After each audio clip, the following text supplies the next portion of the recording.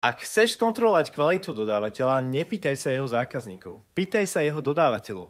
Každý dodávateľ sa tvári spoľahlivo. Každý vie rozprávať o kvalite, certifikátoch, štandardoch a procesoch.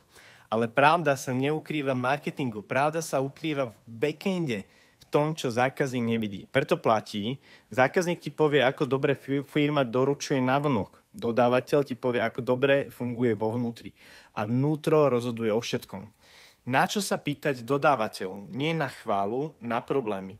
Konkrétne, koľko majú reklamácií, ako často musia opravovať, do akej miery dodávateľ supluje ich chyby, ako sa komunikujú reklamácie, či dodávateľ trpí kvôli ich neorganizovanosti alebo neskorým platbám, či firma plánuje dopredu alebo hasí požiare, či s nimi chcú robiť ďalej, aj keď by nemuseli, pretože za opamou sa ukáže, či je firma disciplinovaná, či má procesy, či má charakter, či sa vie postaviť chybám, či dokáže spolupracovať. A to je dôležitejšie, než akákoľvek pekná ponuka. Prečo to funguje? Pretože zákazník vidí výsledok, ale dodávateľ vidí príčinu. Ak dodávateľ hovorí, je s nimi radosť spolupracovať, máš kvalitného biznis partnera.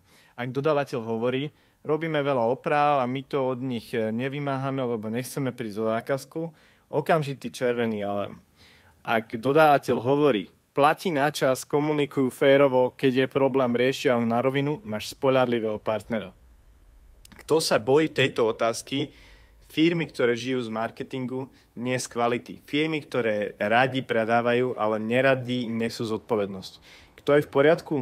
Ten sa tejto otázky nebojí. Kto sa bojí, prezradil všetko. A teda, kvalita dodávateľa sa nemeria iba tým, čo urobí pre teba. Kvalita dodávateľa sa meria tým, ako funguje, keď sa niekto nepozerá. A to zistíš jedine takto. Spýtaj sa jeho dodávateľov, nie jeho marketingu. Držím ti v tom palce.